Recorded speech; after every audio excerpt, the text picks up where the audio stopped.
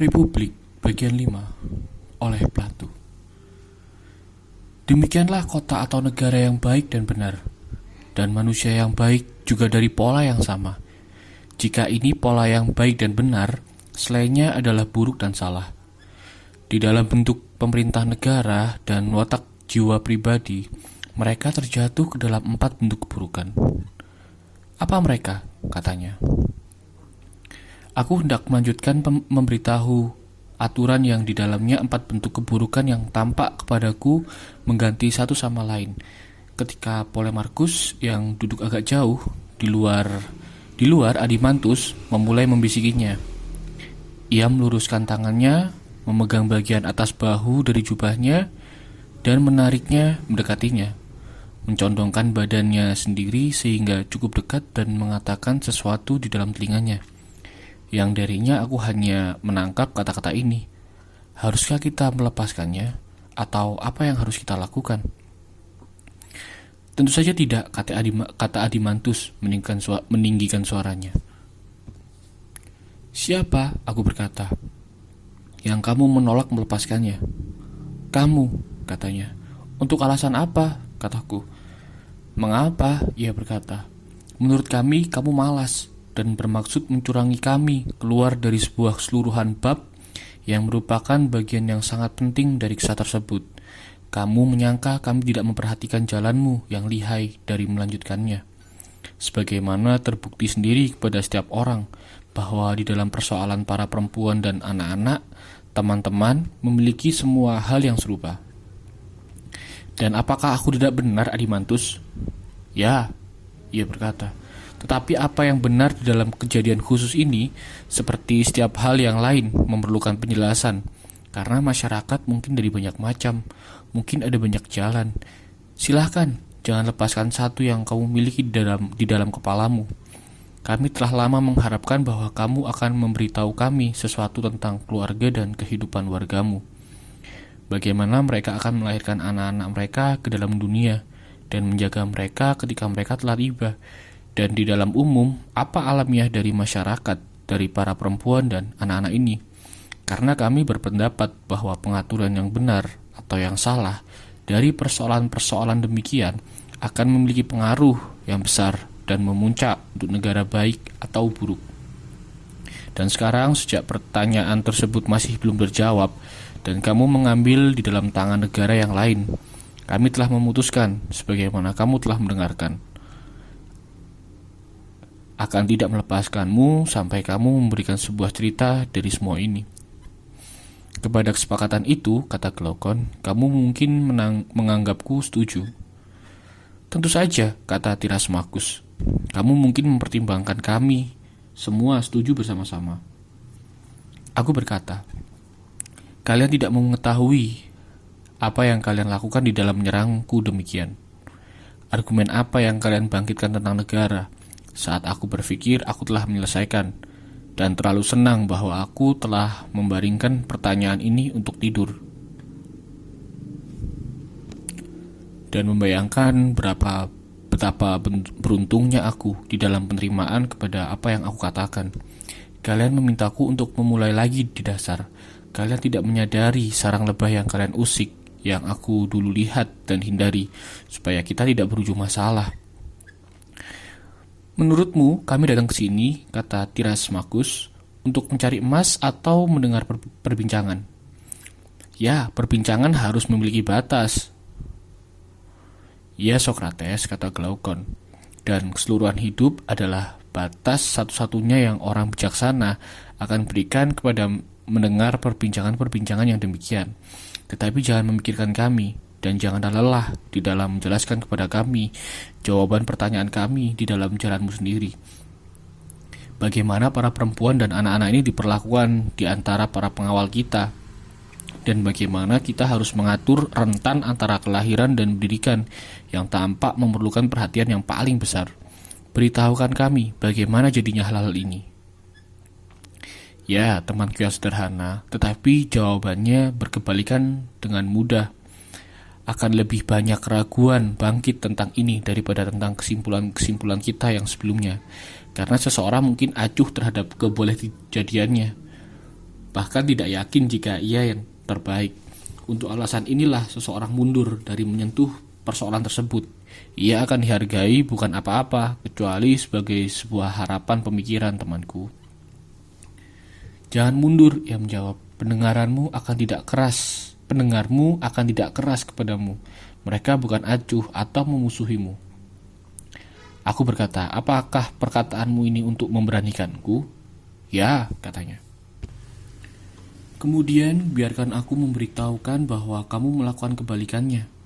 Pemberanian yang kamu tawarkan akan menjadi sangat baik jika aku sendiri mempercayai bahwa aku mengetahui hal yang aku bicarakan. Karena ada keselamatan dan keamanan di dalam menyatakan kebenaran dengan pengetahuan tentang perhatian-perhatian tertinggi kepada orang-orang yang bijaksana dan baik. Tapi untuk membawa argumen ketika kamu sendiri adalah pencari yang ragu, yang adalah keadaanku, adalah perjalanan yang licin dan berbahaya. Dan bahaya tersebut bukanlah bahwa aku harus tertawa kepadanya, yang kepadanya rasa takut atau kekanak-kanakan, tetapi bahwa aku harus kehilangan kebenaran yang aku paling perlukan sebagai pijakanku, dan menyeret teman-temanku di dalam kejatuhanku. Dan aku berdoa kepada Nemesis, Glaukon, di dalam kata-kataku yang aku akan ucapkan, karena aku percaya bahwa menjadi seorang pembunuh diri secara bukan sukarela adalah sebuah kejahatan yang lebih kecil daripada menjadi seorang penipu tentang yang terhormat atau yang baik atau yang adil. Dan itu adalah bahaya yang aku akan lebih baik berikan kepada musuh daripada kepada teman-temanku. Dan karena itu pemberanianmu bukan bernilai. Glaukon tertawa dan berkata, baik, kemudian Sokrates, jika kamu dan argumenmu melakukan kepada kami luka yang bersungguh-sungguh, kamu harus tidak disalahkan dan akan tidak dianggap sebagai penipu. Ambillah keberanian dan berbicaralah. Baik, aku berkata. Ia yang dilepaskan seperti itu dianggap bebas dari bersalah di dalam hukum. Dan jika di dalam hukum demikian juga di dalam argumen. Kemudian mengapa kamu haruskan? Baik, aku menjawab. Aku menganggap bahwa aku harus menelusuri kembali langkah-langkahku dan mengatakan apa yang aku mungkin telah katakan sebelumnya di tempat yang pantas. Tetapi mungkin jalan ini benar setelah bagian dari para lelaki dimainkan dan sekarang cukup pantas dengan giliran para perempuan. Kepada mereka aku akan melanjutkan berbicara dan secara lebih bersedia sejak aku diundang olehmu. Untuk para laki-laki lahir dan dididik seperti yang kita telah gambarkan di dalam pendapatku, supaya tidak ada di kesimpulan yang benar-benar kepemilikan dan penggunaan para perempuan dan anak-anak adalah dengan bersesuaian dengan permulaan yang kita berikan kepada mereka. Kita mengatakan bahwa para laki-laki ini akan menjadi para pengawal dan anjing-anjing penjaga dari kawanan ternak. Benar. Biarkan kita lebih jauh menggunakan perumpamaan tersebut dan menambahkan peranakan dan beranak ke dalamnya. Kemudian biarkan kita melihat jika ia sesuai ataukah tidak. Apa maksudmu? Maksudku mungkin diletakkan ke dalam bentuk pertanyaan. Aku berkata, apakah anjing-anjing jantan dan anjing-anjing betina kedua-duanya berbagi secara sama di dalam berburu dan mengawasi dan di dalam tugas-tugas yang lain dari anjing-anjing?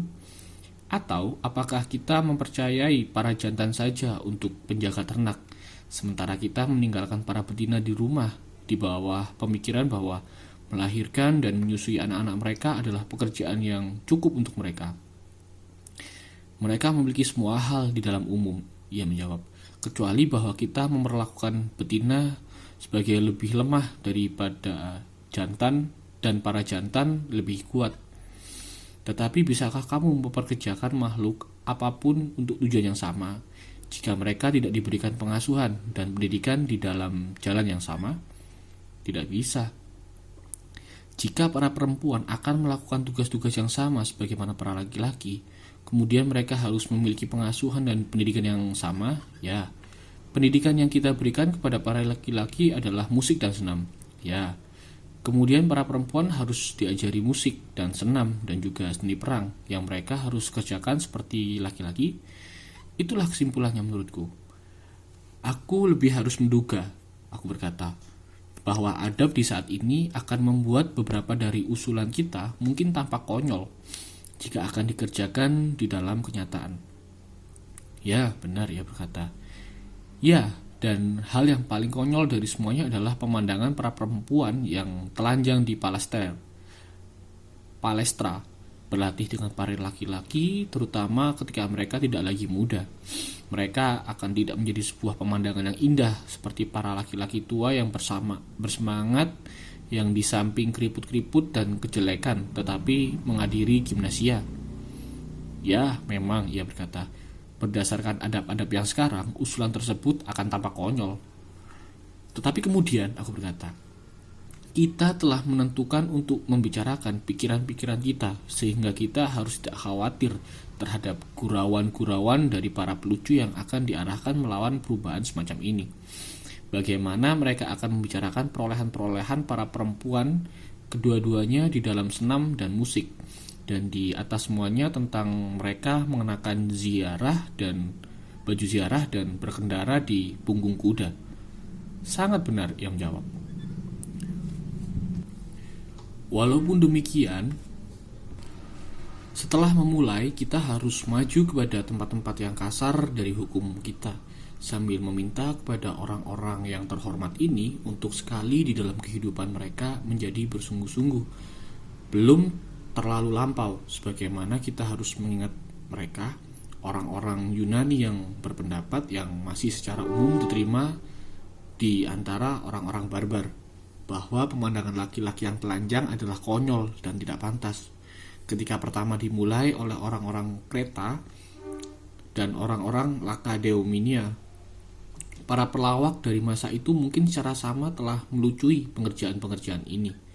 Ya, tetapi ketika pengalaman telah mempertunjukkan bahwa untuk membiarkan semua hal tidak tertutup adalah jauh lebih baik daripada untuk menutupinya, dan pengaruh yang mengelikan mata musnah di hadapan ajaran yang lebih baik yang alasan berikan, kemudian dianggap bodoh, ia yang menganggap konyol apapun yang lain kecuali yang buruk, dan yang mengarahkan gagang panah kelucuannya kepada pemandangan apapun yang lain kecuali kepada kebodohan dan keburukan, atau secara bersungguh-sungguh berusaha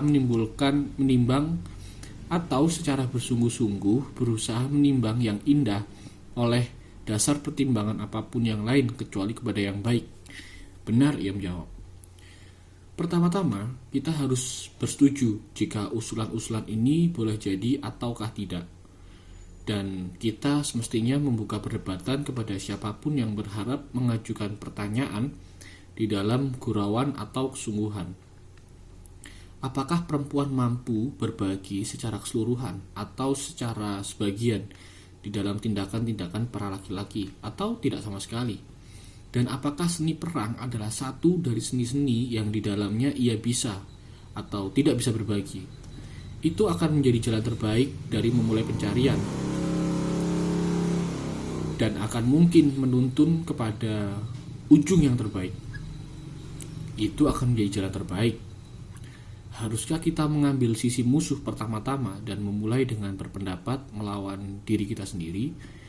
Di dalam cara ini, letak musuh akan bukan tidak dipertahankan. Mengapa tidak, katanya? Kemudian biar kita meletakkan sebuah pembicaraan ke dalam mulut dari lawan-lawan kita. Mereka akan berkata, Sokrates dan Glaukon, tidak ada musuh yang perlu menghukummu, karena kamu sendiri di dasar pertama dari negara menerima ajaran bahwa setiap orang akan melakukan satu pekerjaan yang sesuai kepada alamiahnya sendiri. Dan tentu saja, jika aku tidak salah, sebuah pengizinan demikian dibuat oleh kita. Dan bukankah alamiah para laki-laki dan para perempuan memang sangat berbeda? Dan kita harus menjawab, tentu saja mereka demikian.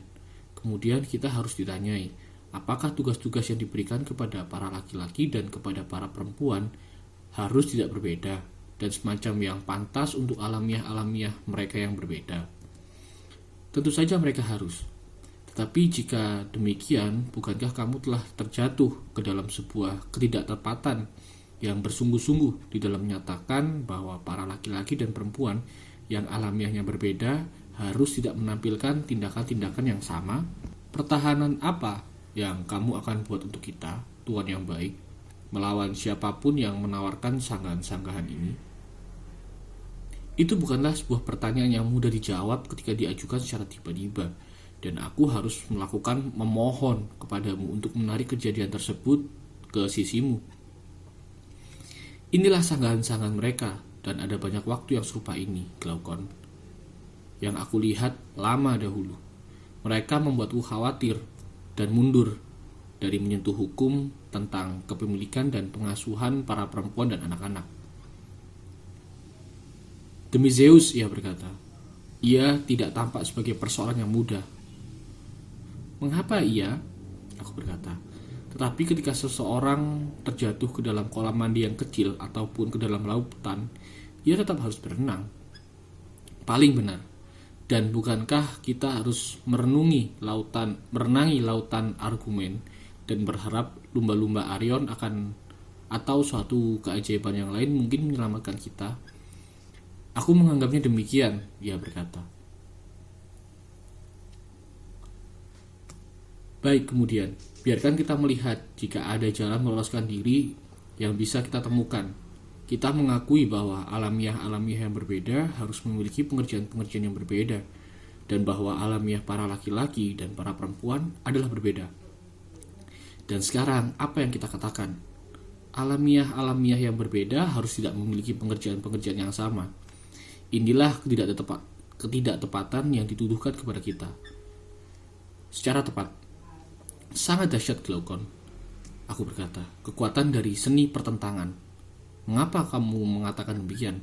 Karena aku berpikir bahwa banyak orang terjatuh ke dalamnya, bahkan melawan kehendaknya. Ia menyangka dirinya menjelaskan, padahal sebenarnya hanya menentangkan. Karena ia tidak mampu mengenali dan memberikan pembagian-pembagian yang pantas kepada suatu hal. Ia benar-benar mengerjakan perlawanan kata, eristika dan bukan dialektika. Ya, ia menjawab. Kejadian yang sangat sering. Tetapi apakah itu terjadi kepada argumen yang kita sekarang? Cukup besar. Aku khawatir bahwa kita secara tidak sengaja masuk ke dalam sebuah perlawanan kata. Di dalam jalan apa? Mengapa kita secara berani dan secara eristika mempertahankan kebenaran kata-kata kita bahwa alamiah-alamiah yang berbeda harus memiliki pengerjaan-pengerjaan yang berbeda, tetapi kita tidak pernah mempertimbangkan sama sekali apa arti dari kesamaan atau perbedaan dari alamiah, atau mengapa kita membedakan mereka ketika kita memberikan pengerjaan-pengerjaan yang berbeda kepada alamiah yang berbeda dan yang sama kepada alamiah yang sama. Tidak, ia berkata, itu tidak pernah kita pertimbangkan. Aku berkata, anggap bahwa kita menanyakan pertanyaan apakah orang-orang yang botak dan orang-orang yang berambut memiliki perlawanan alamiah, dan jika ini diterima oleh kita, kemudian jika orang-orang yang botak adalah tukang sepatu, haruskah kita melarang orang-orang yang berambut untuk menjadi tukang sepatu dan sebaliknya? Itu akan menjadi gurauan, dia berkata. Ya, aku berkata, sebuah gurauan. Dan mengapa?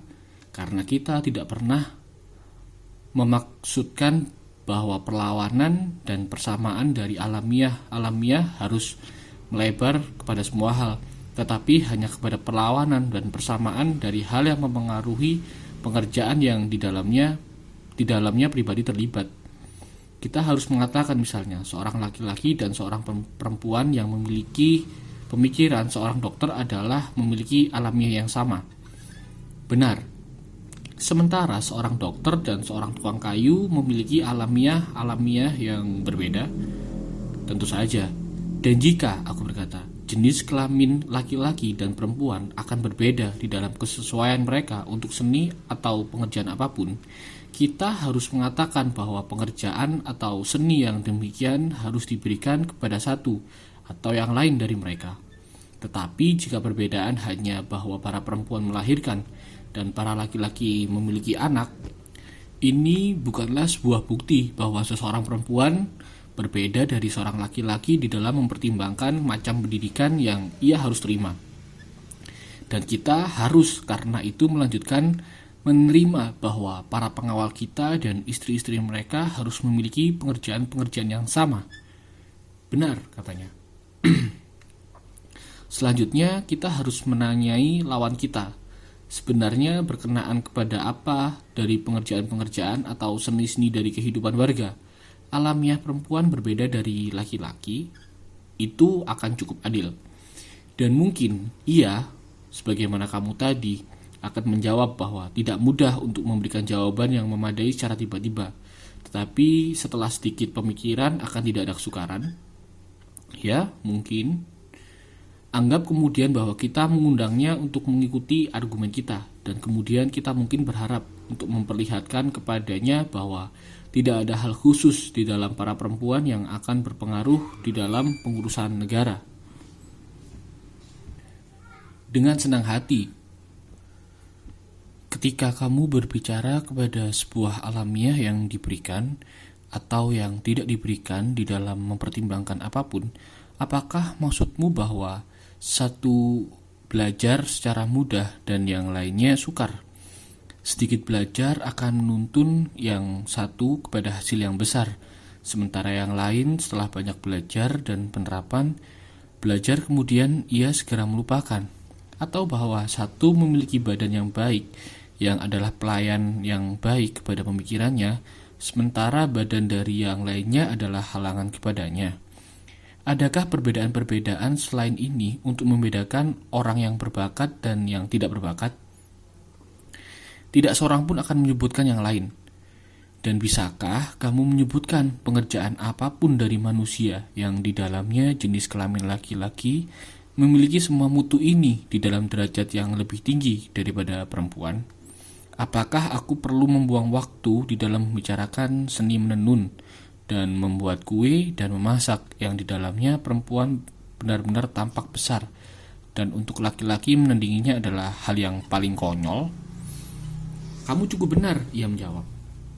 Di dalam memperoleh kekurangan yang umum dari jenis kelamin perempuan, walaupun banyak perempuan di dalam banyak hal mengungguli banyak laki-laki, bahkan keseluruhan yang kamu katakan adalah benar.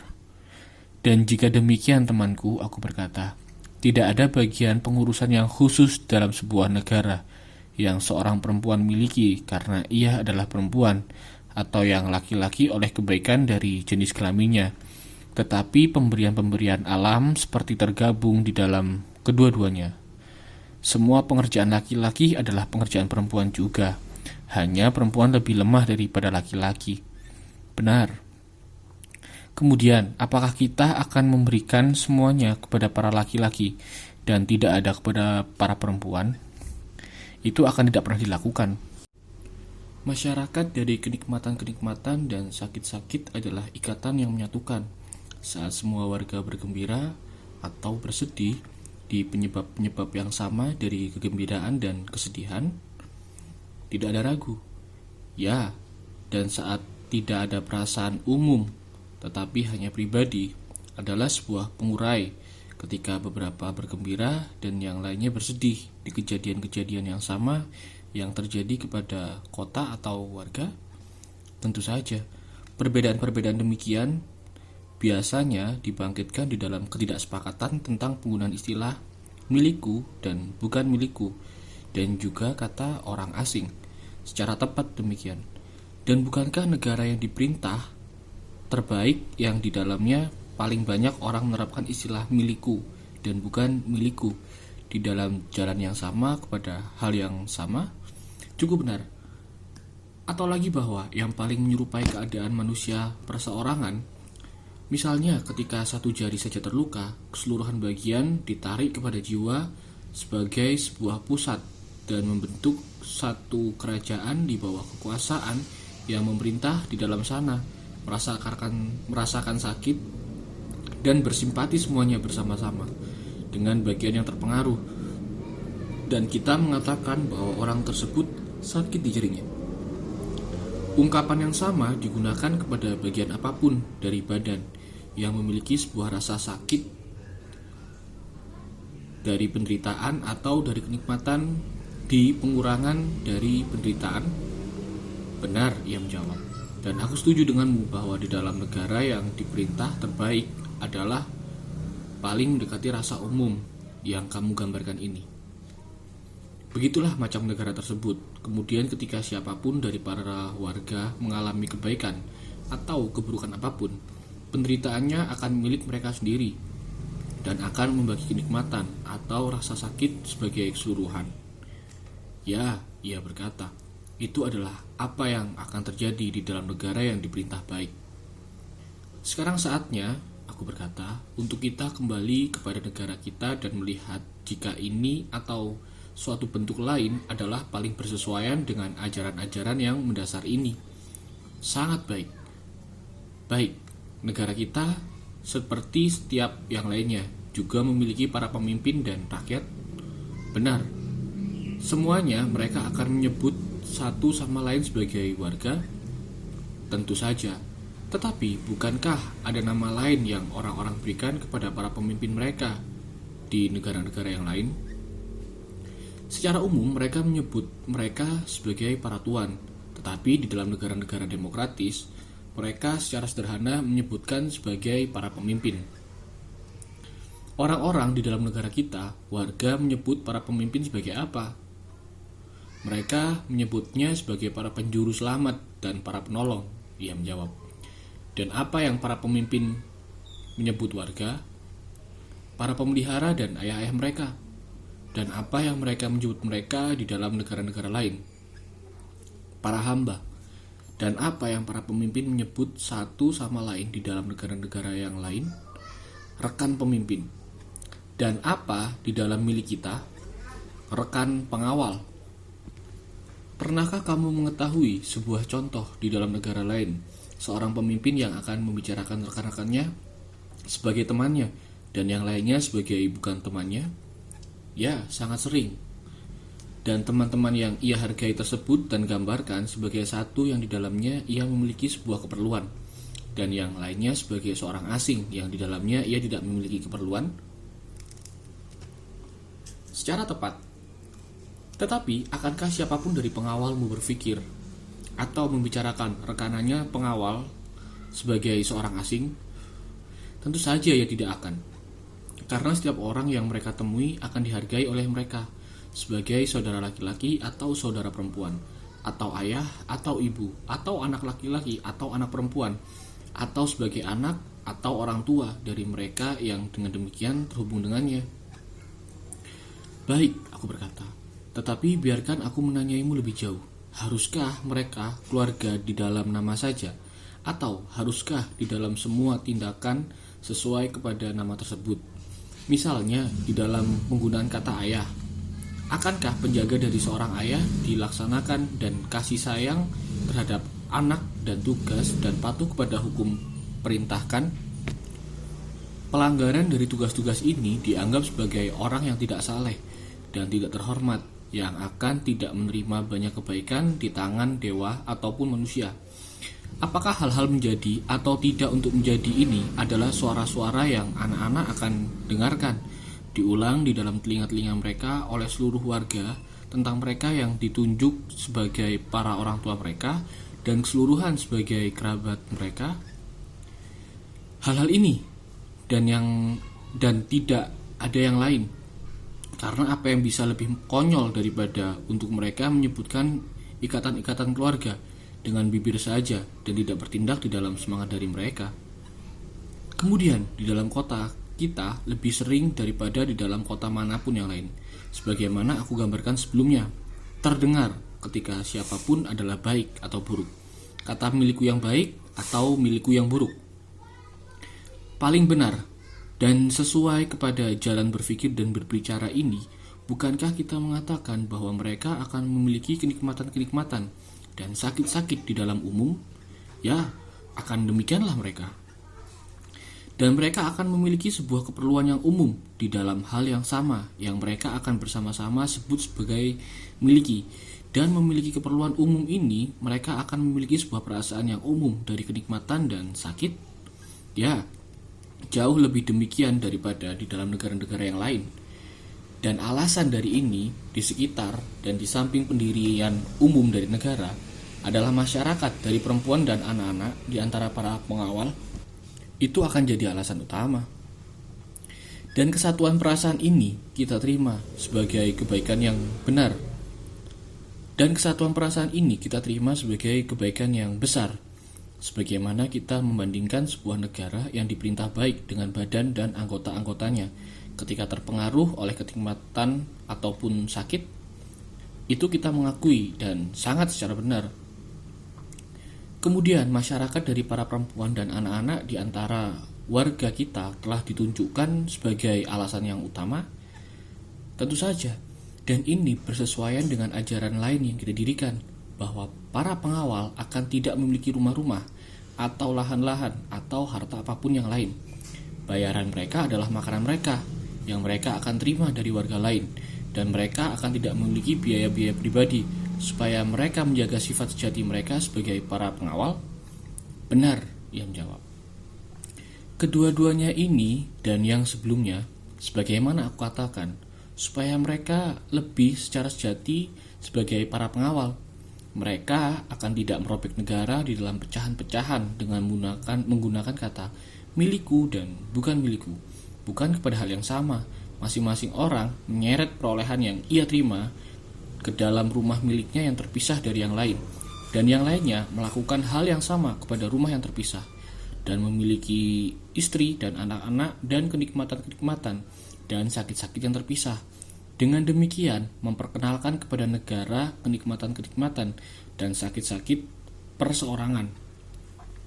Mereka semua seharusnya memiliki satu keyakinan tentang apa yang mereka miliki untuk satu jalan, untuk satu tujuan, dan sejauh mungkin memiliki satu pengalaman dari kenikmatan dan rasa sakit. Tentu saja, ia menjawab. Dan sebagaimana tidak ada kecuali diri-diri mereka yang mereka bisa sebut sebagai milik mereka, gugatan dan keluhan akan tidak ada di antara mereka. Mereka akan dihantarkan dari semua pertengkaran ini, yang uang atau anak-anak atau kerabat adalah penyebabnya. Tentu saja. Dan juga akan tidak ada percobaan-percobaan untuk penyerangan atau penghinaan terjadi di antara mereka. Kita harus mengatakan kepada para sebaya bahwa mempertahankan diri adalah terhormat dan adil, sehingga perlindungan pribadi adalah sebuah keperluan. Itu baik, ia berkata. Ya, dan ada kebaikan yang lebih jauh di dalam hukum tersebut, yaitu jika seseorang bertengkar dengan yang lain, ia akan memuaskan kemarahannya kemudian dan di sana, dan tidak melanjutkan kepada bahaya yang lebih panjang. Tentu saja, kepada tetua harus diberikan tugas memerintah dan menghakimi yang lebih muda. Secara jelas, juga tidak bisa ada sebuah keraguan bahwa yang lebih muda akan tidak muncul atau melakukan kekerasan apapun yang lain kepada yang lebih tua jika para jaksa tidak memerintahkan kepadanya. Juga tidak akan ia melalaikannya di dalam jalan apapun, karena ada dua pengawal yang berkuasa mencegahnya, rasa malu dan rasa kekhawatiran. Rasa malu yang membuat orang-orang mundur dari menjatuhkan tangan kepada mereka yang mereka di dalam hubungan para orang tua. Kekhawatiran bahwa yang dilukai akan ditolong oleh yang lainnya, yang adalah saudara-saudaranya, anak laki-lakinya, ayah-ayahnya. Itu adalah benar, yang menjawab. Kemudian di dalam setiap jalan, hukum akan menolong warga untuk menjaga perdamaian dengan satu sama lain. Ya, akan tidak ada keinginan dari perdamaian. Dan ini maksudnya ya tidak ada keinginan itu dari perdamaian itu nggak akan ada keinginan. Oke, selanjutnya. Dan sebagaimana para pengawal akan tidak pernah bertengkar di antara diri mereka sendiri, dan akan tidak ada bahaya dari keseluruhan kota menjadi terbagi melawan mereka ataupun melawan satu sama lain. Tidak ada. Aku secara suka bahkan untuk menyebutkan kekejaman yang kecil yang darinya mereka akan menghindar karena mereka dibawa perhatian. Misalnya, pujian-pujian kepada yang kaya oleh yang miskin, dan semua sakit dan perih yang orang-orang mengalaminya di dalam menaikkan sebuah keluarga, dan di dalam mencari uang untuk membeli keperluan-keperluan untuk rumah tangga mereka, meminjam dan kemudian melunasi. mendapatkan bagaimana mereka bisa dan memberikan uang ke dalam tangan-tangan para perempuan dan para budak untuk dijaga. Keburukan-keburukan yang banyak dari macam yang sangat banyak yang orang-orang derita di dalam jalan ini adalah jelas dan kejam dan tidak berharga dibicarakan. Ya, ia berkata, seseorang tidak memerlukan mata untuk melihatnya. Dan dari semua keburukan ini, mereka akan dihantarkan, dan kehidupan mereka akan terberkati sebagaimana kehidupan para pemenang Olimpiade dan bahkan lebih terberkati. Bagaimana demikian? Pemenang Olimpiade, aku berkata, dianggap berbahagia di dalam menerima sebuah bagian saja dari keberkatan yang diakui oleh warga kita, yang telah memenangi sebuah kemenangan yang lebih megah dan memiliki sebuah perawatan yang lebih lengkap di biaya umum. Karena kemenangan yang mereka raih adalah penyelamatan keseluruhan negara, dan mahkota yang dengannya mereka dan anak-anak mereka dimahkotai adalah kepenuhan dari semua kebutuhan kehidupan. Mereka menerima hadiah-hadiah dari negara selagi mereka hidup, dan setelah kematian memiliki sebuah penguburan yang terhormat. Ya, ia berkata, hadiah-hadiah yang megah. Apakah kamu ingat, aku berkata, bagaimana di dalam alur dari diskusi yang sebelumnya seseorang menuduh bahwa kita membuat para pengawal kita tidak berbahagia. Mereka tidak memiliki apa-apa dan mungkin saja memiliki semua hal. Yang kepadanya kita menjawab bahwa ini adalah pertimbangan yang mungkin akan kita batalkan. Tetapi kini, sebagaimana sekarang dinasihatkan, kita akan menjadikan para pengawal kita sebagai para pengawal yang sejati, dan bahwa ia membentuk negara dengan sebuah pandangan kepada kebahagiaan yang terbesar, bukan dari satu tingkatan yang khusus, tapi keseluruhan. Ya, aku ingat. Dan apa yang kamu katakan sekarang, bahwa kehidupan para pelindung kita dibuat menjadi jauh lebih baik dan lebih terhormat dari para pemenang Olimpiade. Apakah kehidupan para pembuat sepatu atau pengrajin manapun yang lain atau para petani bisa dibandingkan kepadanya? Tentu saja tidak. Di saat yang sama, aku harus mengulangi apa yang aku telah katakan di suatu tempat lain, bahwa jika siapapun dari para pengawal kita mencoba untuk berbahagia di dalam satu cara yang akan membuatnya berhenti menjadi seorang pengawal dan tidak terisi dengan kehidupan yang aman dan berharmoni ini, yang di dalam penilaian kita dari semua kehidupan adalah yang terbaik, tetapi tergilakan oleh suatu kemudahan yang congkak yang naik ke dalam kepalanya, harus mencari untuk menyesuaikan keseluruhan negara kepada dirinya sendiri. Kemudian kita akan belajar betapa secara bijaksana Hesiod berbicara. Ketika ia berbicara, separuh adalah lebih daripada keseluruhan. Jika kamu merundingkan denganku, aku harus bertanya kepadanya. Tetap di tempatmu berada, ketika kamu memiliki tawaran dari sebuah kehidupan semacam demikian. Kamu setuju kemudian, aku berkata, bahwa para laki-laki dan para perempuan memiliki sebuah jalan kehidupan yang umum semacam yang kita telah gambarkan. Pendidikan yang umum, anak-anak yang umum, dan mereka yang mengawasi warga di dalam umum jika tinggal di dalam kota ataukah keluar berperang. Mereka akan menjaga pengawasan bersama-sama dan akan berburu bersama seperti anjing-anjing, dan selalu dan di dalam semua hal, sejauh mereka mampu. Dan para perempuan berbagi dengan para laki-laki, dan di dalam melakukan demikian mereka akan melakukan yang terbaik dan akan tidak melanggar, tetapi menjaga hubungan alamiah dari jenis-jenis kelamin. Aku setuju denganmu, ia menjawab. Pencarian tersebut, aku berkata, belum dilakukan jika masyarakat semacam demikian mungkin ditemukan, sebagaimana di antara binatang-binatang, demikian juga di antara manusia, dan jika mungkin di dalam jalan apa. Kamu telah menjaga pertanyaan yang aku berikan. Untuk peperangan mereka, aku berkata, cara yang mereka akan jalankan tampak sangat jelas. Bagaimana? Jelas, mereka akan pergi ke perjalanan-perjalanan bersama-sama dan akan membawa bersama mereka manapun dari anak-anak mereka yang cukup kuat, supaya seperti anak seorang pengrajin, mereka mungkin melihat pekerjaan yang mereka akan lakukan ketika mereka dewasa. Dan di samping melihat, mereka akan membantu dan berguna di dalam perang, dan untuk menunggui ayah-ayah dan ibu-ibu mereka.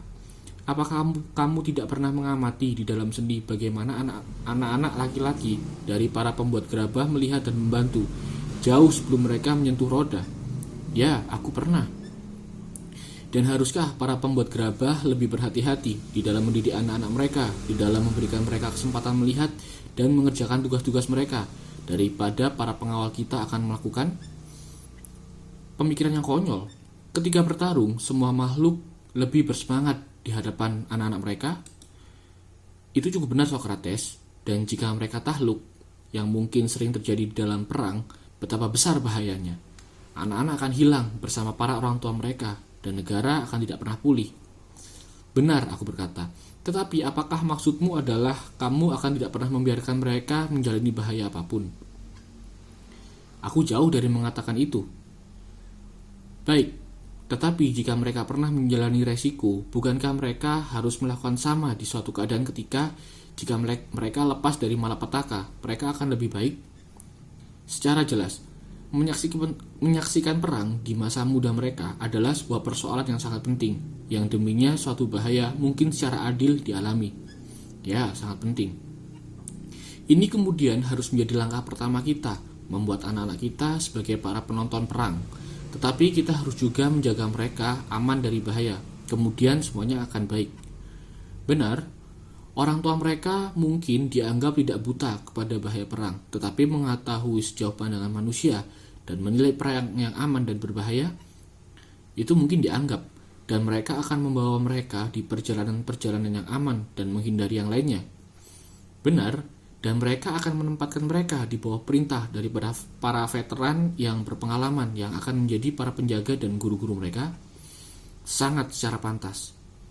Tetap, bahaya dari perang tidak bisa selalu diramalkan. Ada peluang yang cukup tentang mereka? Benar. Kemudian, melawan peluang-peluang semacam demikian, anak-anak harus dilengkapi dengan sayap-sayap, supaya di saat yang diperlukan, mereka mungkin terbang dan lolos. Apa maksudmu? Kata ia. Maksudku, kita harus menaikkan mereka di kuda-kuda saat mereka masih sangat muda, dan ketika mereka telah belajar menunggangi, meletakkan mereka di punggung kuda-kuda untuk melihat perang. Kuda-kuda yang bersemangat dan menyukai perang, tetapi juga paling penurut, terlincah yang bisa diperoleh. Di dalam jalan ini, mereka akan mendapatkan pemandangan yang baik dari apa yang sejak saat ini akan mereka menjadi urusan mereka. Dan jika ada bahaya, mereka hanya perlu mengikuti para penjaga mereka yang lebih tua dan meloloskan diri.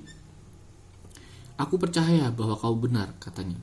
Selanjutnya, bagaimana kepada perang? Apa yang akan menjadi hubungan-hubungan para tentaramu kepada satu sama lain dan kepada musuh-musuh mereka? Katakanlah pemahamanmu. Aku harus cenderung mengusulkan bahwa tentara yang meninggalkan gelarnya dan membuang senjatanya atau bersalah dari tindakan kepengejutan yang lain harus diturunkan ke dalam tingkatan seorang petani atau pengrajin. Dengan senang hati aku harus katakan. Dan ia yang membiarkan dirinya sendiri diambil sebagai tahanan musuh, kita akan menjadikan hadiah kepada para penahannya. Ia adalah mangsa mereka sesuai hukum, dan kita membiarkan mereka melakukan apapun kepada tangkapan mereka sesuka mereka. Tentu saja, tetapi pahlawan yang telah membuktikan dirinya sendiri, apa yang harus dilakukan kepadanya? Pertama-tama, kita harus menerima kehormatan di dalam ketentaraan dari rekan-rekan mudanya. Masing-masing mereka di dalam upacara harus memahkotainya. Bagaimana menurutmu? Aku menerima, dan disalami dengan tangan kanan persahabatan. Itu juga aku setuju, tetapi kamu akan secara sukar setuju dengan usulanku yang selanjutnya. Apa usulanmu? Bahwa ia harus mencium dan dicium oleh mereka. Paling secara pasti, dan aku hanya cenderung pergi lebih jauh dan mengatakan, biarkan di sepanjang perjalanan mereka berlangsung, tidak satu pun yang ia ingin cium menolak dicium olehnya. Sehingga jika ada seorang pecinta di dalam pasukan, jika cintanya adalah pemuda dan anak darah, ia mungkin lebih bersemangat memenangi hadiah keberanian. Sangat baik, aku berkata. Telah ditentukan bahwa pemberani seharusnya memiliki lebih banyak istri daripada yang lainnya. Dan ia juga akan memiliki pilihan-pilihan pertama di dalam persoalan yang semacam demikian, lebih daripada yang lainnya, supaya ia mungkin memiliki anak sebanyak mungkin. Disetujui. Lagi, kita mungkin mengutip Homer juga untuk keadilan penghormatan di dalam cara demikian kepada para pemuda pemberani. Ia menceritakan bagaimana Ajax setelah membuktikan dirinya di dalam perang, dihadiahi seluruh tenderloin utuh yang tampak sebagai sebuah pujian yang pantas untuk seorang pahlawan di dalam bunga dari usianya. Bukan hanya sebagai buah tanda penghormatan, tetapi juga sebuah hal yang sangat menguatkan. Paling benar katanya. Kemudian di dalam ini aku berkata, Homer harus menjadi guru kita. Kita juga di pengorbanan-pengorbanan dan kejadian-kejadian sebagainya akan menghormati pemberani berdasarkan ukuran keberanian mereka, para laki-laki ataupun para perempuan, dengan himne-himne dan penghargaan-penghargaan lain yang kita telah sebutkan, juga dengan kursi-kursi kehormatan dan daging-daging dan piala-piala yang penuh. Dan di dalam menghormati mereka, kita harus memadukan pelatihan badaniah dengan penghormatan kepada yang baik, kedua-duanya, para laki-laki dan para perempuan. Itu sangat baik, ia menjawab. Ya, aku berkata. Dan ketika seseorang mati secara terhormat di dalam perang, bukankah kita harus mengatakan di dalam tempat pertama bahwa ia adalah dari ras emas? Ya, yakin?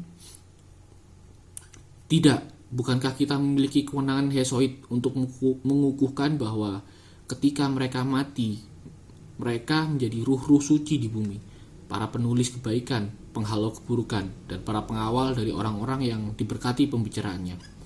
Ya, dan kita menerima kewenangannya.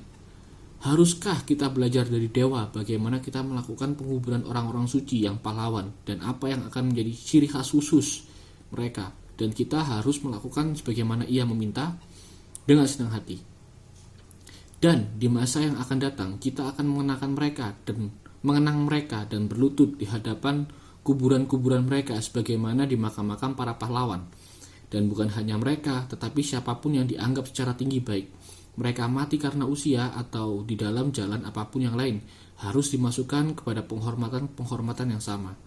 Sangat benar katanya. Selanjutnya, bagaimana para tentara kita memperlakukan musuh-musuh mereka? Bagaimana tentang ini?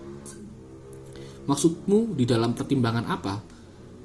Pertama-tama, di dalam pertimbangan perbudakan. Apakah kamu berpikir ia benar bahwa orang-orang Yunani membudakkan negara-negara Yunani atau membiarkan yang lainnya untuk membudakkan mereka jika mereka bisa menolong?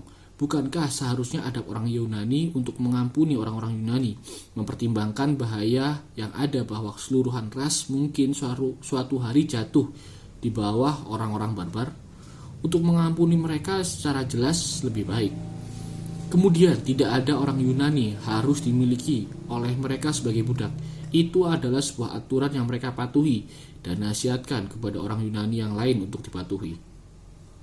Tentu saja, ia berkata, mereka akan di dalam jalan lain tersatukan di dalam melawan orang-orang barbar dan akan menjauhkan tangan mereka satu sama lain. Selanjutnya, kepada pelucutan, haruskah para penakluk, aku berkata, mengambil apapun kecuali senjata mereka? Bukankah pekerjaan melucuti musuh memberikan sebuah izin untuk tidak menghadapi perang? Para pengecut bersembunyi di sekitar makyat, berpura-pura sedang memenuhi sebuah tugas, dan banyak pasukan sebelum sekarang telah hilang dari cinta kepada perampasan harta ini. Sangat benar. Dan bukankah ada ketidaksopanan dan ketamakan di dalam merampok mayat, dan juga sebuah derajat kekejaman dan keperempuan di dalam menjadikan mayat sebagai musuh ketika musuh yang nyata telah pergi dan meletakkan perlengkapan perangnya di belakangnya? Bukankah ini lebih seperti seekor anjing yang tidak bisa mendapatkan buruannya, kemudian berkelahi dengan batu-batu yang mengenainya? Sangat seperti seekor anjing. Kemudian kita harus mengabaikan pelucutan mayat atau penolakan terhadap penguburan mereka? Ya, ia menjawab, kita memang harus. Juga harus tidak kita membawa senjata-senjata untuk persembahan di kuil-kuil para dewa, terutama senjata-senjata dari orang Yunani. Jika kita peduli menjaga perasaan baik dengan orang Yunani lainnya, kita memiliki alasan untuk khawatir bahwa persembahan dari harta rampasan yang diambil oleh para kerabat mungkin menjadi sebuah pencemaran kecuali diperintahkan oleh sang dewa sendiri. Benar. Lagi, tentang penghancuran di wilayah Yunani atau pembakaran rumah-rumah mereka, bagaimana sikap tentaramu? Aku akan senang, ia berkata, mendengarkan pendapatmu. Menurutku, kataku, kedua-duanya harus dilarang. Mereka akan mengambil hasil tahunan dan tidak lebih. Haruskah aku memberitahukanmu mengapa? Lakukanlah. Mengapa? Kamu melihat dua bentuk yang kita bicarakan, perselisihan dan perang. mewakili dua perbedaan. Yang satu adalah pernyataan dari apa yang di bagian dalam dan dalam negeri. Yang lainnya adalah bagian luar dan negeri asing. Dan yang pertama dari dua tersebut dinamai perselisihan, dan hanya yang kedua perang. Tidak ada pemahaman lain? Dia menjawab. Pertimbangkanlah jika pemahaman ini sesuai. Dan mungkinkah aku tidak mengamati dengan kepantasan yang setara bahwa ras Yunani adalah semua keberkatan dan bersahabat dan asing dan aneh kepada orang-orang barbar? Sangat baik, katanya. Dan karena itu ketika orang Yunani bertarung dengan orang-orang barbar dan orang-orang barbar dengan orang Yunani, mereka musuh-musuh alamiah, dan perlawanan semacam ini harus disebut sebagai perang. Ketika orang-orang Yunani bertarung dengan satu sama lain, kita harus mengatakan bahwa Yunani di dalam keadaan kacau dan berselisih. Mereka oleh alamiah teman-teman, dan permusuhan semacam demikian akan disebut sebagai perselisihan. Aku setuju. Pertimbanganlah kemudian, aku berkata, ketika hal yang kita terima sebagai perselisihan terjadi dan sebuah kota terbelah, jika kedua-duanya belahan hancurkan lahan-lahan dan membakar rumah-rumah dari satu sama lain, tidak ada patriot sejati akan merobek-robek perawat dan ibunya sendiri. Mungkin ada alasan di dalam sang penakluk menghalau yang tertaklukkan dari panen mereka, tetapi mereka memiliki pemikiran perdamaian di dalam jantung-jantung mereka dan akan tidak bermaksud bertarung selama-lamanya. Ya, ia berkata, itu adalah sebuah sikap yang lebih baik daripada yang lainnya. Dan bukankah kota yang kamu bangun akan menjadi sebuah kota Yunani? Ya, seharusnya demikian, dia menjawab. Dan bukankah warga akan baik dan beradab? Ya, sangat beradab. Dan bukankah mereka akan menjadi para pencinta Yunani dan menganggap Yunani sebagai tanah mereka sendiri dan berbagi di dalam kuil-kuil yang umum? Paling secara pasti, dan perbedaan apapun yang bangkit dengan orang-orang Yunani akan dihargai oleh mereka sebagai perselisihan saja. Sebuah pertengkaran di antara teman-teman yang tidak akan disebut sebagai sebuah perang? Tentu saja tidak. Kemudian mereka akan bertengkar dengan tetap mengharapkan perukuran kembali? Tentu saja.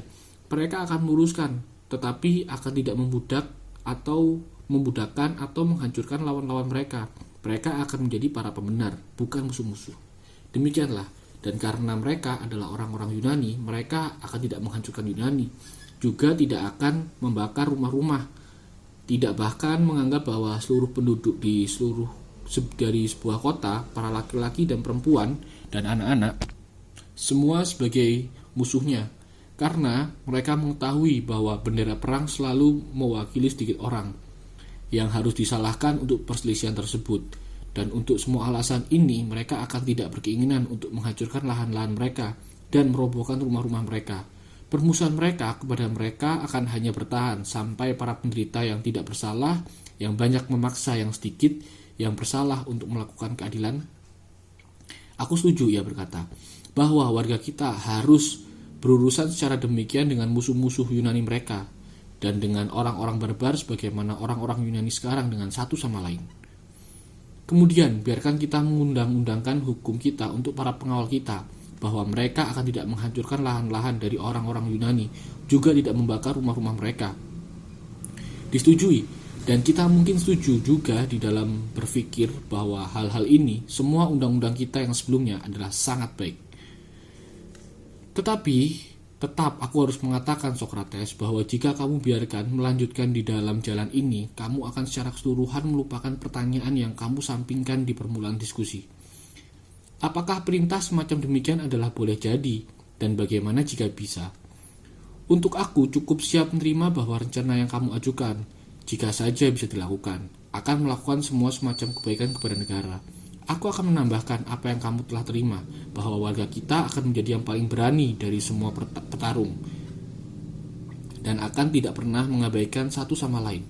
Untuk mereka akan semuanya saling mengenal, dan masing-masing akan menyebut yang lainnya sebagai ayah, saudara laki-laki, atau anak laki-laki. Jika kamu menganggap bahwa para perempuan harus bergabung kepada pasukan-pasukan mereka di dalam tingkat yang sama ataupun di dalam terbelakang, memberikan kengerian kepada musuh ataupun sebagai pasukan pembantu di dalam kejadian dari kebutuhan, aku mengetahui bahwa mereka akan benar-benar tidak terkalahkan, dan ada banyak keuntungan di dalam negeri yang mungkin juga disebutkan, dan aku juga secara penuh menerima. Tetapi sebagaimana aku menerima semua keuntungan ini dan bahkan masih banyak lagi yang lain, Jika saja negara memilikimu ini benar-benar ada, kita tidak perlu bersusah terhadap hal tersebut. Biarkan kita berbalik pada pertanyaan kebolehjadian dan bagaimana ia bisa terjadi. Selainnya mungkin ditinggalkan. Ini adalah sebuah serangan tiba-tiba kepadaku, tanpa kamu mempertimbangkan keraguanku yang alamiah. Aku secara sukar meloloskan diri dari gelombang-gelombang yang pertama dan yang kedua, dan kamu seperti tidak menyadari bahwa kamu sekarang membawaku kepada gelombang perlawanan yang ketiga, dan yang paling besar dan yang paling berat. Ketika kamu tidak melihat dan mendengar gelombang ketiga, aku berpikir kamu akan lebih menimbang dan mengakui bahwa kekhawatiran dan keenggananku adalah alamiah untuk mendiskusikan sebuah pemahaman yang sangat berlawanan demikian. Semakin sikap semacam ini yang kamu buat, ia berkata, semakin kami menginginimu memberitahukan kepada kami bagaimana sebuah negara semacam tersebut mungkin. Bicaralah dan sekarang. Biarkan aku memulai dengan mengingatkanmu bahwa pencarian kepada keadilan dan ketidakadilan membawa kita ke sini. Benar, ia menjawab, tetapi apa dari itu? Ini, jika kita telah menemukan mereka, kita akan mensyaratkan bahwa orang-orang adil harus tidak gagal di dalam jalan apapun, tetapi harus melalui semua jalan keadilan yang mutlak. Atau mungkin kita puas dengan sebuah perkiraan bahwa keadilan di dalam dirinya akan lebih tinggi daripada yang akan ditemukan di dalam orang-orang yang lain. Perkiraan tersebut akan mencukupi. Kita sedang mencari ke dalam alamiah dari keadilan mutlak dan ke dalam diri dari yang adil secara sempurna, dan ke dalam ketidakadilan dan yang secara sempurna tidak adil. Kita memandang kepada mereka sebagai kepada sebuah pola, sehingga kebahagiaan atau sebaliknya yang kita dapati di dalam mereka akan diterapkan kepada diri-diri mereka sendiri, bahwa siapapun yang paling menyerupai mereka akan paling menyerupai yang mereka miliki, bukan untuk memperlihatkan bahwa mereka bisa ada di dalam kenyataan. Benar, katanya. Apakah menurutmu seorang pelukis menjadi lebih buruk karenanya? Karena melukis dengan seni yang sempurna sebuah ideal dari seorang laki-laki yang indah secara sempurna. Ia tidak mampu untuk memperlihatkan bahwa manusia semacam itu bisa pernah ada. Demi Zeus, bukan aku. Baik, dan bukankah kita, sebagaimana kita katakan, mencoba di dalam kata-kata menciptakan pola dari sebuah negara yang baik? Yakin. Dan apakah kita menjadi lebih buruk karena kita tidak mampu membuktikan kebolehjadian sebuah kota diperintah di dalam cara yang kita gambarkan? Tentu saja tidak, ia menjawab. Itu adalah kebenarannya, aku berkata. Tetapi jika di permintaanmu, aku mencoba dan mempertunjukkan di bawah keadaan-keadaan apa kebolehjadian adalah paling tinggi.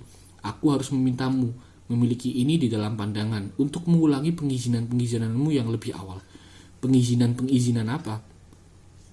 Mungkin sesuatu yang dinyatakan di dalam perbuatan sebagaimana di dalam kata-kata, atau bahwa secara alamiah tindakan lebih kurang tepat daripada perkataan, bahkan jika betapa menyangkalnya. Apakah kamu menerima ini atau tidak? Aku setuju. Kemudian kamu harus tidak memaksakan bahwa aku harus secara tepat di dalam pernyataan dari hal yang kita capai di dalam kata-kata. Jika kita menemukan bagaimana sebuah kota mungkin dibangun sedekat mungkin dengan yang kita usulkan, kamu akan menerima bahwa kita telah menemukan kebolehjadian yang kamu minta dan akan puas.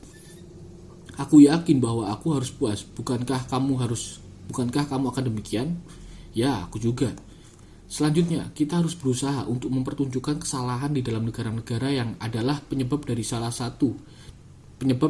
pengaturan yang mereka sekarang, dan apa perubahan terkecil yang akan membuat mampu sebuah negara untuk masuk ke dalam bentuk yang lebih besar. Dan biarkan perubahan tersebut, jika mungkin, menjadi satu hal saja, atau tidak dua, di tingkat apapun. Biarkan perubahan-perubahan tersebut sesedikit mungkin. Tentu saja, ia menjawab. Aku berkata, bahwa mungkin ada sebuah pengubahan negara jika saja satu perubahan dibuat, dan bukan sebuah yang sederhana atau mudah walaupun masih mungkin terjadi. Apa katanya? Sekarang, aku berkata, aku pergi menemui gelombang pertengahan yang terbesar, tetapi aku harus mengatakannya walaupun seperti ia akan menyapu dan menenggelamkanku di dalam tertawaan dan cemooh. Dengarkanlah perkataanku. Lanjut, aku berkata, sampai para filsuf adalah para raja dan para pangeran. Ulangi. Aku berkata, sampai para filsuf adalah para raja atau para raja dan para pangeran dari dunia ini melakukan pengerjaan kepada filsafat secara bersungguh-sungguh dan kebesaran politik dari kebijaksanaan disatukan dan alamiah-alamiah yang lebih umum yang sekarang dikejar dipaksa menyingkir. Keburukan-keburukan akan tidak pernah terhenti Glaukon dari kota-kota, juga tidak dari ras manusia, sebagaimana aku percaya. Semacam demikian pemikiran tersebut yang lama membuatku surut dari mengatakan karena aku melihat sebagai perkataan yang terlalu besar. Tidak mudah untuk melihat bahwa ada jalan lain dari kebahagiaan pribadi ataupun umum-umum. Sokrates, apakah maksudmu? Aku akan memintamu mempertimbangkan bahwa perkataan yang kamu ucapkan adalah satu yang banyak orang dan juga orang-orang yang sangat hormati. Di dalam sebuah gambaran menarik, lepas jubah-jubah mereka semuanya dan menghunuskan senjata apapun yang pertama mereka pegang, akan berlari kepadamu kuat dan banyak, bermaksud untuk melakukan hal yang langit mengetahuinya. Jika kamu tidak menyiapkan sebuah jawaban dan meloloskan diri dari serangan mereka, maka dicaci dan dicemooh akan benar-benar menjadi hukumanmu. Kamu memasukkan aku dalam parut, aku berkata, dan aku cukup benar. Bagaimanapun, aku akan melakukan semua hal yang aku bisa untuk mengeluarkanmu darinya. Tetapi aku hanya bisa memberikan niat baik dan saran yang baik. Dan aku mungkin memberikan jawaban-jawaban kepada pertanyaan-pertanyaanmu lebih baik daripada yang lain. Dan sekarang, memiliki pasukan pembantu semacam demikian, kamu harus melakukan yang terbaik untuk memperlihatkan kepada orang-orang yang tidak percaya bahwa kamu adalah benar.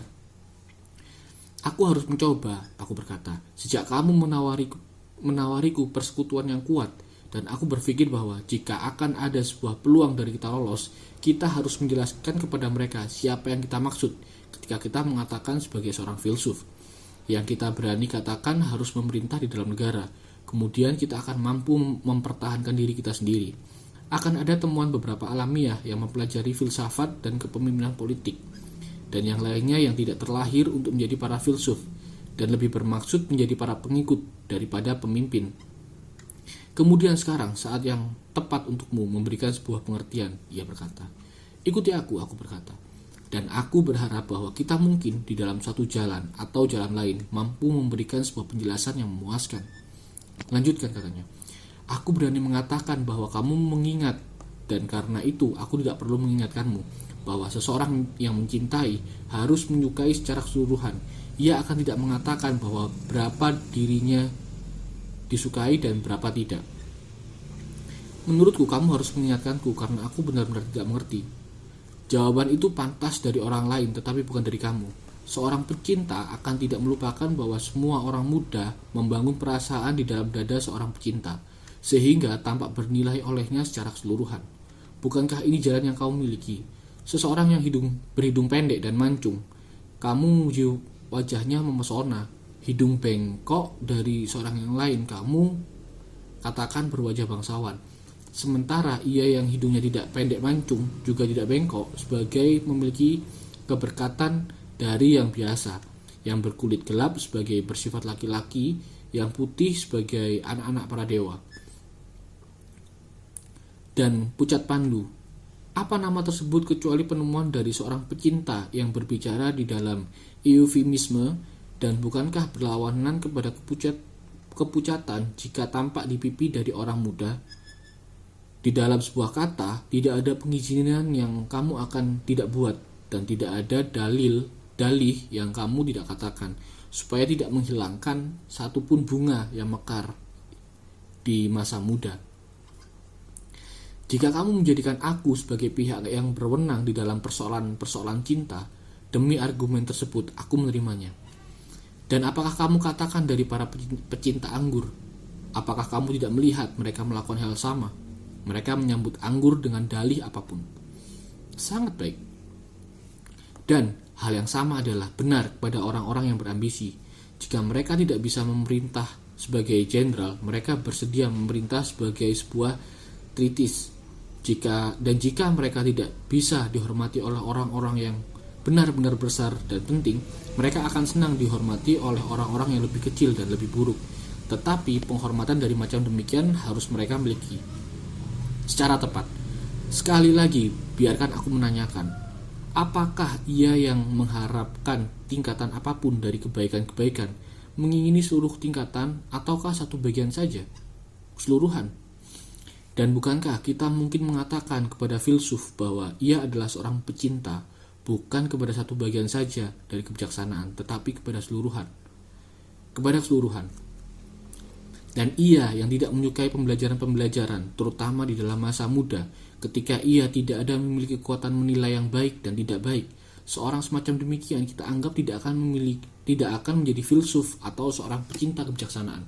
Sebagaimana orang-orang yang menolak makanan tidaklah lapar, dan mungkin dikatakan memiliki selera yang buruk dan bukan satu yang baik. Benar, katanya. Sedang ia yang memiliki selera untuk setiap macam pengetahuan dan ingin tahu, belajar, dan tidak pernah puas, mungkin secara adil dianggap sebagai seorang filsuf. Bukankah aku benar? Kepadanya Glaukon menjawab, jika keingintahuanku menjadikan seorang filsuf, kamu akan menemukan banyak makhluk aneh yang akan memiliki gelar tersebut. Semua pecinta, pemandang memiliki kesenangan di dalam belajar, dan karena itu ditermasukkan. Dan mereka yang selalu ingin mendengarkan hal baru juga adalah sekawanan yang secara aneh bertempat di antara para filsuf. Mereka adalah orang-orang terakhir di dunia yang akan datang pada sebuah diskusi filsafat jika mereka mampu. Sementara mereka berlari ke perayaan-perayaan Dionysia seolah-olah mengeluarkan telinga mereka untuk mendengarkan setiap paduan suara. Jika penampilan tersebut di dalam kota ataupun di desa, sama saja, mereka hadir di sana. Sekarang, apakah kita akan menerima semua ini dan siapapun yang memiliki selera-selera yang sama dan juga para guru besar dari seni-seni yang kecil sebagai para filsuf? Tentu saja tidak, aku menjawab. Mereka hanya memiliki suatu keserupaan kepada para filsuf. Ia berkata, siapa kemudian para filsuf yang sejati? Mereka, aku berkata, yang menganggap kebenaran sebagai pemandangan yang mereka cintai. Itu juga baik, ia berkata. Tetapi aku harus suka untuk mengetahui maksudmu. Kepada orang lain, aku menjawab, aku mungkin sukar menjelaskan, tetapi aku yakin bahwa kamu akan menerima sebuah dalih yang aku akan berikan. Apa? Bahwa sejak keindahan adalah lawan dari kejelekan, mereka adalah dua. Tentu saja, dan sebagaimana mereka adalah dua, masing-masing mereka adalah satu. Benar lagi. Dan kepada adil dan tidak adil, baik dan buruk, dan kepada semua tingkatan yang lain, penandaan yang sama berlaku. Mereka tunggal, masing-masing mereka satu, tetapi dari bermacam-macam pencampuran mereka dengan tindakan-tindakan dan hal-hal, dan dengan satu sama lain, mereka terlihat di dalam semua macam cahaya dan tampak banyak. Benar. Dan ini adalah pembedaan yang aku berikan di antara pecinta pemandangan, tingkatan pekerja, dan mereka yang aku sedang bicarakan, dan yang sendiri saja bernilai kepada nama para filsuf. Bagaimana kamu membedakan mereka? Ia berkata. Para pecinta suara dan pemandangan, aku menjawab, adalah sebagaimana aku pahami, menyukai nada-nada yang baik dan bentuk-bentuk dan semua perhasilan buatan yang diciptakan dari mereka. Tetapi pikiran mereka tidak mampu melihat atau mencintai keindahan yang mutlak. Benar, ia menjawab. Sedikit mereka yang mampu sampai kepada pemandangan ini. Benar. Dan ia yang memiliki sebuah penginderaan dari hal-hal yang indah tidak memiliki penginderaan dari keindahan mutlak, atau yang jika seorang lain menuntunnya kepada sebuah pengetahuan dari keindahan itu tidak mampu untuk mengikuti. Kepada seseorang yang demikian, aku bertanya kepadamu, apakah ia terjaga ataukah di dalam mimpi saja? Renungkan, bukankah pemimpin tertidur ataupun terjaga menyamakan hal-hal yang tidak serupa, yang meletakkan salinan di tempat dari yang nyata? Aku harus mengatakan bahwa seseorang yang demikian sedang bermimpi. Tetapi sebaliknya, yang mengenali keindahan mutlak dan mampu membedakan keindahan dari hal-hal yang mengambil bagian di dalam keindahan, tidak meletakkan keindahan di tempat hal-hal yang mengambil bagian di dalam keindahan. Apakah ia seorang pemimpi ataukah ia terjaga? Ia sangat terjaga. Dan bukankah kita mungkin mengatakan bahwa keadaan pikiran dari seseorang yang mengetahui adalah ilmu, dan orang lain itu yang berpendapat adalah pendapat? Tentu saja. Tetapi Anggap bahwa orang yang terakhir harus bertengkar dengan kita dan menentang pernyataan kita. Bisakah kita menawarkan apapun, anggur-anggur penyegar atau nasihat kepadanya, tanpa membukakan kepadanya bahwa ada kekacauan yang menyedihkan di dalam pikirannya? Kita harus tentu saja menawarkannya suatu nasihat yang baik. Ia menjawab, datanglah kemudian dan biarkan kita memikirkan sesuatu untuk dikatakan kepadanya. Haruskah kita memulai dengan meyakinkannya bahwa ia disambut untuk pengetahuan apapun yang ia miliki, dan bahwa kita senang karena ia memilikinya. Tetapi kita harus suka untuk mengajukan kepadanya sebuah pertanyaan. Apakah ia yang memiliki ilmu pengetahuan? Apakah ia yang memiliki ilmu mengetahui sesuatu yang atau tidak ada apapun? Menjawablah untuknya. Aku menjawab bahwa ia mengetahui sesuatu. Sesuatu yang ada atau sesuatu yang tidak ada? Sesuatu yang ada, bagaimana bisa yang tidak ada diketahui? Dan apakah kita yakin setelah melihat persoalan tersebut dan banyak titik pandang bahwa hal yang mutlak mungkin diketahui secara mutlak, tetapi yang benar-benar tidak ada adalah benar-benar tidak diketahui? Tidak ada hal yang lebih pasti. Baik, tetapi jika ada apapun yang dari semacam alamiah yang akan dan tidak akan, itu akan di pertengahan di antara hal yang murni dan peniadaan mutlak dari hal yang ada, ya, di antara. Dan sebagaimana ilmu relatif kepada hal yang ada dan kejahilan dari keperluan kepada hal yang tidak ada, karena pertengahan di antara hal yang ada dan hal yang tidak ada harus ditemukan sebuah pertengahan yang diantaranya kejahilan atau ilmu. Jika ada yang demikian, tentu saja, apakah kita menerima keberadaan dari pendapat secara tidak ragu, sama dengan ilmu, ataukah kecakapan yang lain? Kemudian, pendapat dan ilmu berurusan dengan persoalan-persoalan yang berbeda, berhubungan kepada perbedaan kecakapan ini, ya. Dan ilmu relatif kepada hal yang ada dan mengetahui hal yang ada. Tetapi sebelum aku melanjutkan lebih jauh, aku akan membuat sebuah pembagian. Pembagian apa? Aku akan memulai dengan menempatkan kecakapan-kecakapan di dalam sebuah tingkatan oleh diri mereka sendiri. Mereka adalah kekuatan-kekuatan di dalam diri kita dan di dalam semua hal yang lain, yang dengannya kita melakukan sebagaimana kita melakukan, melihat dan mendengar. Misalnya, aku harus sebut sebagai kecakapan-kecakapan. Apakah aku telah secara jelas menjelaskan tingkatan yang aku maksud? Aku mengerti. Kemudian, biarkan aku mengatakan pandanganku tentang mereka di dalam sebuah kecakapan atau di dalam sebuah kecakapan, aku tidak bisa melihat warna atau bentuk atau penanda lain semacam yang di dalam banyak kejadian. Aku menetapkan mataku untuk membedakan di dalam pikiranku suatu hal dari sebuah hal yang lain. Di dalam membicarakan sebuah kecakapan, aku memandang satu hal saja, yaitu yang kepadanya ia berhubungan dan apa pengaruh-pengaruhnya.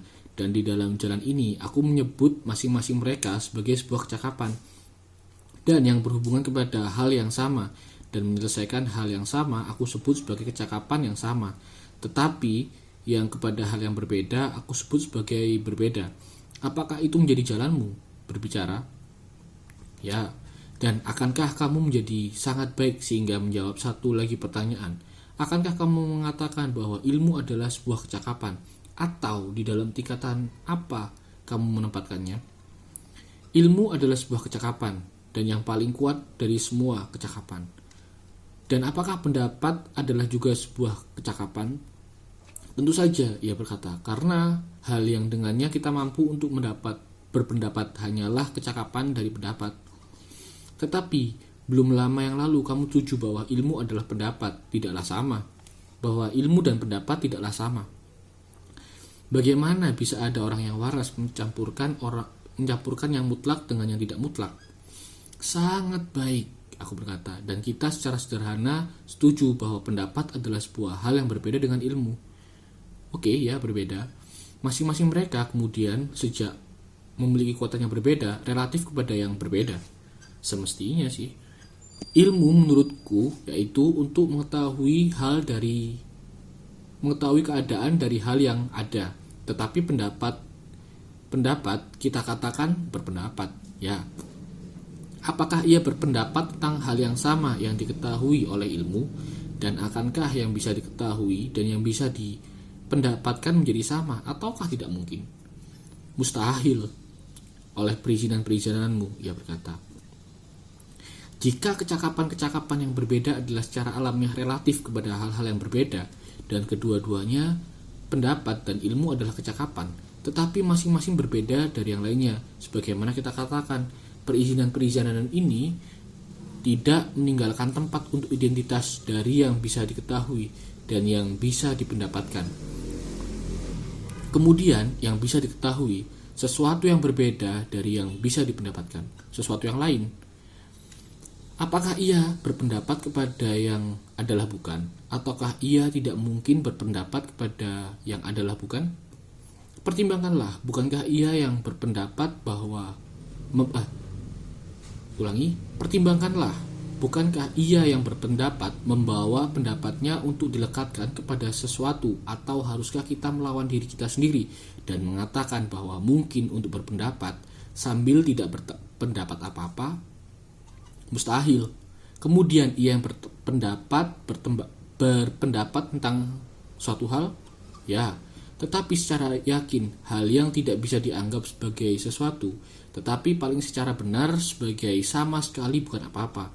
Kepada yang bukan itu, kita dari keperluan berikan lawan-lawan ilmu, dan kepada yang ada, ilmu.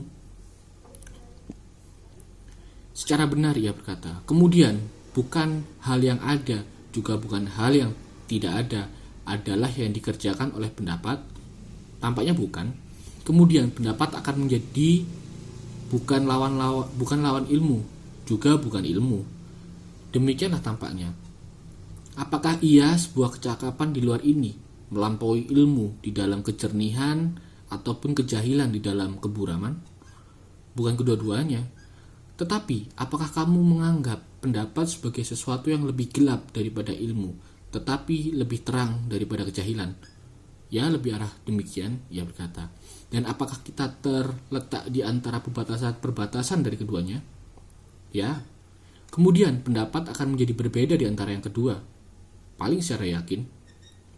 Bukankah kita mengatakan beberapa saat yang lalu bahwa jika apapun harus berubah semacam kedua-duanya, ada dan tidak ada, hal semacam itu akan terletak di antara yang murni dan yang mutlak dengan secara keseluruhan bukan, dan kecakapan yang berhubungan dengannya akan menjadi bukan ilmu ataupun lawan ilmu, tetapi hal yang di antara lawan ilmu dan ilmu.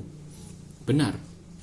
Kemudian sekarang telah ada yang berubah di antara dua ini. Hal tersebut yang kita sebut sebagai pendapat telah ada.